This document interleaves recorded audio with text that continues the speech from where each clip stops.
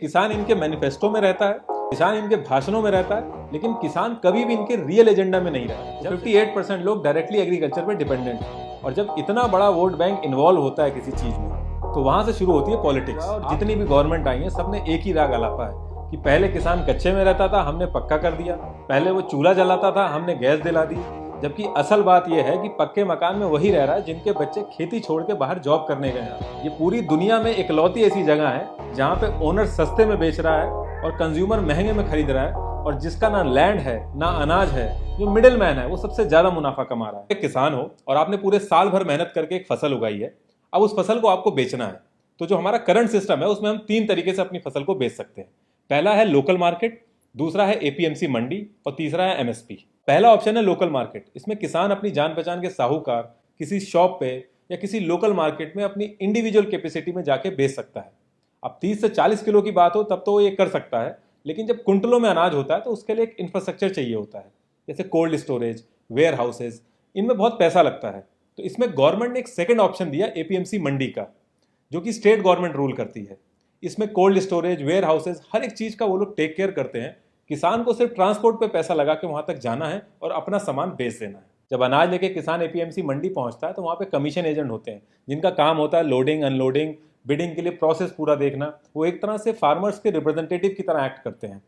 फिर वहां पे नीलाम करता होता है जो कि पूरा बिडिंग प्रोसेस कराता है। फिर अलग अलग बिडर्स आते हैं और जो बिडर सबसे ज्यादा पैसा देता है फार्मर को, फार्मर उसको अपनी उपज बेच देता है। एपीएमसी मंडी को अगर सिंपल तरीके से समझना है तो जिस तरीके से फ्लिपकार्ट और अमेजोन काम करते हैं, ठीक उसी तरीके से एपीएमसी मंडी भी काम करती है। फ्लिपकार्ट और अमेजोन बायर्स और सेलर्स को मिलाते हैं और अपना कमीशन ले लेते हैं, ठीक इसी तरीके से एपीएमसी मंडी भी करती है। बस एक चीज का डिफरेंस है, एपीएमसी मंडी में ट्रांसपेरेंसी नहीं रहती, बाकी अमेजोन और फ्लिपकार्ट में पूरी तरीके से ट्रांसपेरेंसी रहती है। एपीएमसी मंडी अगर इतनी फेयर होती तो जो हाल आज किसानों का है वो हाल होता नहीं। तो इसमें दिक्कत कहाँ कहाँ पे आती है? अब इसमें सबसे बड़ी दिक्कत आती है जो मंडी के अंदर बिडिंग हो रही होती है उसके अंदर बिडर्स पहले से ही साठगांठ कर लेते हैं। अब इस साल का जो आईपीएल था उसमें ग्लेन मैक्सवेल का बेस प्राइस 2 करोड़ था। अब दिल्ली और पंजाब ने बहुत ही एक्सट्रीम लेवल पे बिडिंग करी जिसमें वो 10 करोड़ से भी ऊपर के बिके। अब दिल्ली और पंजाब अगर पहले से ही साठगांठ कर लेता तो उनको ये रेट नहीं मिलता। तो सेम यही सिचुएशन हो रही है फार्मर्स के साथ। अब इसमें दूसरी सबसे बड़ी दिक्कत ये आती है कि एक एजेंट को 6% मिलता है पूरी डील कराने का। हर स्टेट में अलग अलग है, लेकिन अगर हम 6% लेके चलें तो मान लो अगर 100 रुपए का टमाटर बिका है तो 94 किसान को मिलने चाहिए और 6 रुपए मिलने चाहिए एजेंट को। लेकिन होता यह है कि एजेंट किसान से खुद खरीद लेता है 100 रुपए में और 180 में आगे बेच देता है। तो एक्चुअल में किसान को 169.2 मिलने चाहिए और 10.8 जो है वो एजेंट को मिलने चाहिए। लेकिन होता यह है कि 96 मिलता है किसान को और 86 कमाता है एजेंट। पहला ऑप्शन था लोकल मार्केट, दूसरा ऑप्शन था एपीएमसी मंडी। जब एपीएमसी मंडी में धांधली होने लगी तो तीसरा ऑप्शन गवर्नमेंट लेके आई MSP, minimum support price. Government ने एमएसपी लाके ये कर दिया कि जो भी एमएसपी का रेट डिसाइड होगा उससे कम में क्रॉप्स नहीं बिकेंगी। अगर मार्केट में आपको उससे कम रेट मिल रहा है तो आप सीधे गवर्नमेंट के पास जाइए और अपनी क्रॉप एमएसपी रेट पे जाके बेच दीजिए। जैसे अगर मैं वीट का एग्जांपल लूं तो इस समय जो करंट रेट चल रहा है वो 1925 चल रहा है पर क्विंटल, जो कि बढ़ के 1975 हो गया है। तो अगर आपको अपना गेहूं बेचना है तो आप सीधे गवर्नमेंट पे जाइए और एमएसपी रेट पे बेच दीजिए। लेकिन ये हर एक क्रॉप के लिए नहीं है।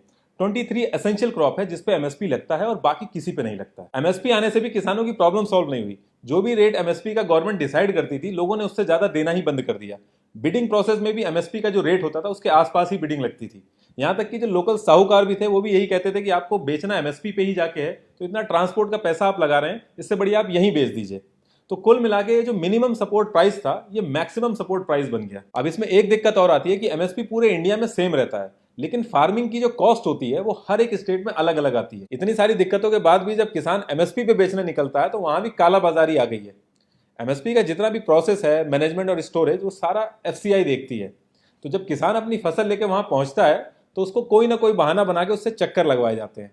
अब किसान की जो फसल है वो हर दिन उसका रेट कम होता है, फसल खराब होने का भी डर रहता है और जो उसने बैंक से लोन लिया है उसका इंटरेस्ट हर दिन बढ़ता है। तो किसान ज्यादा दिन वेट नहीं कर सकता, वो मार्केट में जो भी रेट मिलता है उसमें जाके वो बेच देता है। फिर वही अधिकारी उसी मार्केट में जाके कम रेट में खरीदता है और जो गवर्नमेंट का रजिस्टर्ड होता है उसमें एमएसपी का रेट चढ़ा देता है। एमएसपी बर्डन बन चुका है गवर्नमेंट के ऊपर, ये गवर्नमेंट खुद कई बार बोल चुकी है। गवर्नमेंट एमएसपी के रेट पे खरीदती है और कम दामों में राशन कार्ड पे उसको देना पड़ता है। अगर मैं करंट सिचुएशन की बात करूं तो 19 रुपए 25 पैसे पर केजी के हिसाब से उसको गेहूं खरीदना पड़ता है और 2 रुपए पर केजी के हिसाब से राशन पे देना पड़ता है। और जो इंफ्रास्ट्रक्चर की वजह से जो नुकसान होता है हर साल वो अलग से।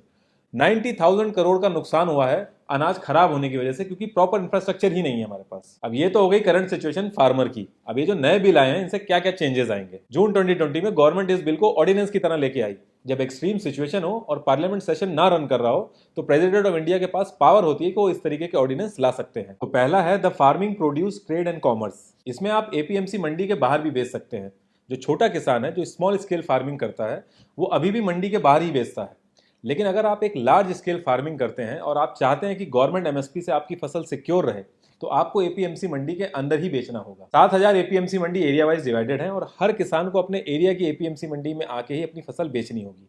अब मान लो एक किसान डिस्ट्रिक्ट के बॉर्डर पे रह रहा है, दूसरे डिस्ट्रिक्ट की एपीएमसी मंडी उसके पास में है, लेकिन उसके बाद भी उसको अपने एरिया की ही एपीएमसी मंडी में आना होगा और फसल बेचनी होगी। तो इस बिल के आने से अब किसान एपीएमसी मंडी के बाहर भी बेच सकता है किसी भी प्राइवेट कंपनी को, और जो भी सेल और परचेज होगा उस पर स्टेट गवर्नमेंट कोई भी टैक्स नहीं ले पाएगी। जब किसान इतनी दूर से ट्रांसपोर्ट में पैसा लगा के एपीएमसी मंडी पहुंचता है और एपीएमसी मंडी वालों को भी पता है वो यहाँ के अलावा कहीं बेच नहीं सकता, तो ऐसे केस में मोनोपोली हो जाती है और किसान की जो नेगोशिएशन पावर है वो खत्म हो जाती है। आप कभी भी वीक साइड पे बैठ के नेगोशिएशन नहीं कर सकते। ओवरऑल अगर आप देखेंगे तो इस बिल से लार्ज स्केल फार्मर को ही फर्क पड़ेगा। जो स्मॉल स्केल फार्मर है वो ऑलरेडी मंडी के बाहर बेच रहे हैं और उनका अनाज इतना नहीं होता कि वो ट्रांसपोर्ट में पैसा लगा के दूसरे स्टेट में जाके बेचें। अब अगर ये बिल इतना अच्छा है तो फार्मर्स प्रोटेस्ट क्यों कर रहे हैं? तो सारी बात आ जाती है गवर्नमेंट की इंटेंशन पे। फार्मर्स को ये लग रहा है कि प्राइवेट प्लेयर्स को इन्वॉल्व करके गवर्नमेंट जो एमएसपी का बर्डन है उससे पीछा छुड़वा रही है। दूसरी दिक्कत इसमें यह भी हो सकती है कि जब प्राइवेट प्लेयर्स इसमें इन्वॉल्व होंगे तो एपीएमसी मंडी को नुकसान होगा और कोई भी मंडी नुकसान में नहीं रन करेगी। तो ये भी माना जा रहा है कि जब 3-4 साल ये प्राइवेट कंपनीज बहुत अच्छा रेट देंगी, जब एपीएमसी मंडी डेड हो जाएंगी तो प्राइवेट कंपनीज अपनी मनमानी करेंगी। जब बीएसएनएल के पैरेलल में एयरटेल और आइडिया आए थे तो लोगों को लग रहा था कि उनको एक बेटर ऑल्टरनेटिव मिल गया है, और जब बीएसएनएल डेड हो गया तो एयरटेल और आइडिया ने मन चाहे रेट लिए। फिर यही सेम चीज जियो ने एयरटेल और आइडिया के साथ करी। शुरू में इंटरनेट फ्री दिया और बाद में फिर उसका चार्ज लिया, और आज की डेट में एयरटेल और आइडिया दोनों ही लॉस में है। गवर्नमेंट स्कूल के पैरेलल में भी जब प्राइवेट स्कूल आए थे तो सेम चीज हुई थी, लेकिन आज जब गवर्नमेंट स्कूल में कोई जाना नहीं चाह रहा तो प्राइवेट स्कूल अपनी मनमानी कर रहे हैं। अब दूसरा बिल है the farmers empowerment and protection agreement.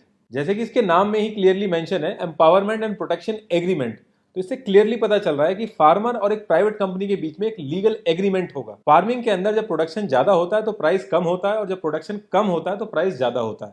अब किसान कोई एनालिस्ट नहीं है जो ये सारी चीजें प्रिडिक्ट कर सके, तो इसलिए उसको कभी कभी नुकसान भी होता है। तो इस बिल के आने के बाद अगर फार्मर इन सब चीजों से बचना चाहता है तो एक लीगल कॉन्ट्रैक्ट साइन कर सकता है किसी भी प्राइवेट कंपनी से, जिसमें पहले से ही रेट डिसाइडेड होगा। इसमें प्राइवेट कंपनीज किसान को बताएंगी कि उनको कैसी फसल चाहिए, और लैंड प्रिपरेशन हो गया, पेस्टिसाइड, फर्टिलाइजर्स, वेयर हाउसेज, इन सारी चीजों में मदद करेंगी। अब इसमें दिक्कत ये आ सकती है कि फसल पूरी होने से पहले ही कोई कंपनी लॉस में आके अगर बंद हो गई या दिवालिया हो गई तो उस केस में किसान का क्या होगा, या जैसी फसल एक कंपनी चाहती है वैसा प्रोडक्शन ना हो तो उस केस में क्या होगा। देखिए, एक लीगल कॉन्ट्रैक्ट है और लीगल कॉन्ट्रैक्ट में हमेशा डिस्प्यूट होते हैं, और कोर्ट के अंदर एक किसान का इतने बड़े बिजनेस जाइंट के सामने खड़ा होना बहुत ही मुश्किल है। अगर एक 6-7 हजार के आप वकील को राम जेठमलानी के सामने लाके खड़ा कर दोगे तो फिर सही गलत की चीजों का कुछ फर्क रह नहीं जाता। अब इसमें दूसरी दिक्कत तो ये आ रही है कि शुरू के 3-4 साल तो कंपनीज अच्छे रेट में कॉन्ट्रैक्ट करेंगी, और एक बार जब एपीएमसी का ऑप्शन खत्म हो जाएगा तो फिर कंपनीज अपनी मनमानी करेंगी। तो फार्मर्स ये चाह रहे हैं कि इसके अंदर एमएसपी भी ऐड हो जाए, लेकिन अगर गवर्नमेंट इसके अंदर एमएसपी ऐड करेगी तो वो घूम फिर के वहीं खड़ी हो जाएगी जिस चीज से वो बचना चाह रही थी। अब तीसरा और आखिरी बिल है द एसेंशियल कमोडिटी बिल। ये कोई नया बिल नहीं है, ये 1955 में आया था ये बिल, और इस बार इसमें कुछ चेंजेस किए गए हैं। तो पहली चीज तो ये बिल आया ही क्यों, इसकी जरूरत क्यों है? तो इस बिल को लाया गया था होर्डिंग को रोकने के लिए, यानी कालाबाजारी को रोकने के लिए। ये बिल कहता है कि जो भी जरूरत की चीजें हैं उनको आप स्टोर नहीं कर सकते। अब जरूरत की चीजें क्या है, इनकी कोई लीगल डेफिनेशन नहीं है, एक लिस्ट है जिसमें से गवर्नमेंट ऐड और रिमूव करती रहती है। जैसे कि मार्च 2020 में हैंड सैनिटाइजर और मास्क को गवर्नमेंट ने ऐड कर दिया था इस लिस्ट में, और फिर 1 जुलाई 2020 को इस लिस्ट से इसको हटा दिया था। जैसे ही इस लिस्ट के अंदर कोई प्रोडक्ट आता है तो सारा production, supply, distribution government control करने लगती है। जब डिमांड बढ़ती है तो प्राइस भी बढ़ता है। अगर आज की डेट में पूरे मार्केट से कोई आलू उठा के स्टोर कर ले तो अचानक से आलू के प्राइस बढ़ जाएंगे, फिर अपने मन मुताबिक वो आलू को बेच सकता है जैसे चाहे वो। तो ऐसे केस में गवर्नमेंट आएगी और आलू को उठा के एसेंशियल लिस्ट में ऐड कर देगी। जैसे ही आलू एसेंशियल लिस्ट में ऐड होगा, गवर्नमेंट का कंट्रोल आ जाएगा आलू के ऊपर, और जो भी उसको स्टोर करेगा उसको जेल होगी। गवर्नमेंट ने इस नए बिल में क्या किया है कि अनाज, दाल, आलू, प्याज, ऑयल, ये सारी चीजें एसेंशियल लिस्ट से बाहर कर दी हैं, और कहा है कि दोबारा इनको एसेंशियल लिस्ट में तभी डालेंगे जब कोई वॉर जैसी सिचुएशन होती है, कोई प्राकृतिक आपदा आती है या अचानक से प्राइस हाई हो जाता है। गवर्नमेंट का कहना है कि इन सारी चीजों से किसानों को सही प्राइस मिलेंगे, और अगर आप नोटिस करें तो जिस दिन से असेंशियल लिस्ट में से सारी चीजें हटाई गई हैं उस दिन से इन सब के रेट भी बढ़ गए हैं। लेकिन प्रॉब्लम ये आ रही है कि फार्मर के पास इतना पैसा नहीं है कि वो इतना बड़ा इंफ्रास्ट्रक्चर मेंटेन करे, कोल्ड स्टोरेज मेंटेन करे इन सबको स्टोर करने के लिए। तो इसका जो असली फायदा है वो बड़े बड़े बिजनेसमैन ही उठाएंगे, इन सारी चीजों को स्टोर करके आर्टिफिशियल डिमांड क्रिएट करेंगे। तो ऐसा क्या रीजन है कि पंजाब और हरियाणा में ये प्रोटेस्ट ज्यादा हो रहे हैं? तो पहली चीज तो यह है कि दोनों स्टेट की जो इकोनॉमी है वो एग्रीकल्चर बेस्ड है। दूसरी चीज, जो सेंट्रल गवर्नमेंट है वो हर साल गेहूं और चावल बल्क में खरीदती है। हरियाणा 60% से ज्यादा प्रोडक्शन करता है बासमती राइस का, और पंजाब ऑल ओवर इंडिया में 2/3 से ज्यादा गेहूं प्रोड्यूस करता है। जब सेंट्रल गवर्नमेंट बल्क में गेहूं और चावल खरीदती है तो स्टेट को 8.5% टैक्स देती है, जिसमें से 2.5% एपीएमसी मंडी को जाता है और 6% डायरेक्टली स्टेट के पास जाता है। अगर मैं सिर्फ पंजाब की बात करूं तो लास्ट ईयर 3600 करोड़ रुपए मिले थे इसी टैक्स से, जो कि ये लोग यूज करते हैं फ्री इलेक्ट्रिसिटी वगैरह देके फार्मर्स को इलेक्शन के टाइम पे। तो इस बिल के आने से अब वो चीज बंद हो जाएगी। ऐसा नहीं था कि गवर्नमेंट को पता नहीं था कि कौन कौन से स्टेट में प्रोटेस्ट होंगे या किस लेवल के प्रोटेस्ट होंगे, कौन कौन पार्टी छोड़ सकता है। गवर्नमेंट को बहुत अच्छे से पता था, इसीलिए ये बिल जून में कोविड के टाइम पे लाया गया। प्रॉब्लम यह है कि हर एक पार्टी को पता है कि जो एग्रीकल्चर सेक्टर है 15% जीडीपी को कंट्रीब्यूट करता है। लेकिन अगर मॉडर्न इकोनॉमी की बात करें तो एग्रीकल्चर को हमेशा सेकेंडरी रखते हैं लोग। लेकिन उसके साथ साथ एक प्रॉब्लम यह भी रहती है कि 45% पॉपुलेशन इंडिया की डायरेक्टली एग्रीकल्चर पर डिपेंडेंट है और 15% इनडायरेक्टली डिपेंडेंट है। यानी कि कोई ट्रैक्टर की मैन्युफैक्चरिंग कर रहा है, कोई पेस्टिसाइड बना रहा है, तो 58% लोग डायरेक्टली एग्रीकल्चर पर डिपेंडेंट है। और जब इतना बड़ा वोट बैंक इन्वॉल्व होता है किसी चीज में तो वहां से शुरू होती है पॉलिटिक्स। आप नोटिस करेंगे किसान इनके मैनिफेस्टो में रहता है, किसान इनके भाषणों में रहता है, लेकिन किसान कभी भी इनके रियल एजेंडा में नहीं रहता। जब से देश आजाद हुआ और जितनी भी गवर्नमेंट आई है सबने एक ही राग आलापा है कि पहले किसान कच्चे में रहता था, हमने पक्का कर दिया, पहले वो चूल्हा जलाता था, हमने गैस दिला दी। जबकि असल बात यह है कि पक्के मकान में वही रह रहा है जिनके बच्चे खेती छोड़ के बाहर जॉब करने गए हैं, जिनका परिवार आज भी खेती में लगा है, वो कच्चे मकान में रह रहे हैं आज भी। सबसे ज्यादा किसान के बच्चे फौज में जाते हैं। एक लग्जरी कार खरीदने आप अगर जाएंगे तो 7.5% से रेट ऑफ इंटरेस्ट स्टार्ट होता है। वहीं एक किसान ट्रैक्टर लेने जाता है और उसको लोन कराना है तो 17% तक का रेट ऑफ इंटरेस्ट लगता है। एवरेज लैंड होल्डिंग है इंडिया के अंदर 1.1 हेक्टेयर। अगर मैं 1 हेक्टेयर की बात करूं तो उसमें से 27 कुंटल गेहूं निकलता है 6 महीना खून पसीना बहाने के बाद। जो करंट रेट चल रहा है वो है 1925 रुपए पर कुंटल, जो गवर्नमेंट ने एमएसपी पे डिसाइड कर रखा है। तो उस हिसाब से एक किसान की 6 महीने की इनकम हो गई 51,975 और मंथली इनकम हो गई 8,662 और एक दिन की इनकम हो गई 288। और ये एक जने की इनकम नहीं है, क्योंकि पूरा परिवार उसमें इन्वॉल्व होता है, तो ये पूरे परिवार की इनकम है। इससे ज्यादा पैसा अगर एक इंसान किसी रेलवे के जंक्शन में जाए और सिर्फ 4 ट्रेनों के अंदर चढ़ जाए और वो मांगना चालू करे तो इससे ज्यादा पैसा कमा लेगा। जब से देश आजाद हुआ है किसान की इनकम 19% बढ़ी है। मतलब आजादी के टाइम पे अगर वो 100 रुपए कमा रहा था तो आज की डेट में वो 119 रुपए कमा रहा है। वहीं एक एमपी की सैलरी 280% बढ़ी है। और अगर एक एक्स एमएलए एक्स एमपी बनता है तो वो 2-2 बार पेंशन उठाता है। एक एमपी का अगर आप सैलरी ब्रेकअप देखोगे तो पूरे साल भर में उसके ऊपर जो कॉस्ट लगती है वो 40 लाख रुपए लगती है। मैं इन हैंड की बात नहीं कर रहा हूं, मैं जो कॉस्ट लगती है उसकी बात कर रहा हूं। और जिस रेट कार्ड में इनके कैंटीन में सामान मिलता है पूरे इंडिया के अंदर वो रेट कार्ड में आपको सामान नहीं मिल सकता। जबकि उस रेट कार्ड की असली जरूरत तो एक किसान को है, ना कि करोड़पतियों को। करंट एमएसपी अगर आप मक्के की चेक करेंगे तो 1850 रुपए पर कुंटल है। अगर वहीं मैं केजी में बात करूं तो 18 रुपए 50 पैसे पर केजी है। और आप मार्केट में रेट चेक करेंगे तो 480 रुपए पर केजी, और थोड़ा सा अगर फ्लेवर्ड में आप जाएंगे तो 700 रुपए पर केजी है। तो ये जो डिफरेंस है इससे आप आइडिया लगा सकते हैं कि बीच में कितना बड़ा मुनाफा छुपाया जा रहा है। ये पूरी दुनिया में इकलौती ऐसी जगह है जहां पे ओनर सस्ते में बेच रहा है और कंज्यूमर महंगे में खरीद रहा है, और जिसका ना लैंड है ना अनाज है, जो मिडिल मैन है वो सबसे ज्यादा मुनाफा कमा रहा है। और रही बात पार्लियामेंट में ये बिल सही तरीके से पास हुआ, वॉइस वोटिंग सही थी या गलत थी, तो इन सब चीजों में पढ़ के कोई फायदा नहीं है, क्योंकि ये सारी पार्टियां मिलकर बस एक्टिंग कर रही हैं मदद करने की, कोई एक्चुअल में मदद करना नहीं चाहता। 2019 में अगर आप ऑपोजिशन का मैनिफेस्टो देखेंगे तो पैराग्राफ 7 और सब क्लॉज 11 में वो लोग यही बिल लाने की बात कर रहे हैं। इनफैक्ट 2012 में ऑपोजिशन ने खुद स्मॉल स्केल पे कॉन्ट्रैक्ट फार्मिंग कराई थी, और आज की डेट में वो कह रहे हैं कि डेमोक्रेसी की हत्या हो गई है। 2001 में नवंबर के मंथ में अमृतसर के अंदर जो हमारी रूलिंग गवर्नमेंट है वो एसेंशियल कमोडिटी एक्ट को खुद ही अपोज कर रही थी। और ऐसा नहीं कि कोई और लीडरशिप कर रही थी, जो करंट लीडरशिप है वही इस चीज का अपोज कर रही थी। और आज की डेट में ये गेम चेंजर हो गई है। किसानों की कंडीशन सही करने के लिए कोई बहुत बड़ा रॉकेट साइंस नहीं चाहिए, एक छोटा सा फ्रेमवर्क चाहिए जिसमें किसान जो कि लैंड का ओनर है, जिसकी फसल है, उसको सबसे ज्यादा प्रॉफिट हो। जब से हमारा देश आजाद हुआ है हमारी गवर्नमेंट ने बहुत बड़े बड़े डिसीजन लिए हैं। पाकिस्तान के 2 टुकड़े कर दिए, 370 हट गया, रातों रात 500,000 के नोट हट गए। तो इन सब डिसीजन के आगे ये सब बहुत छोटी सी चीजें हैं, लेकिन ये होगा पॉसिबल तभी जब गवर्नमेंट चाहेगी।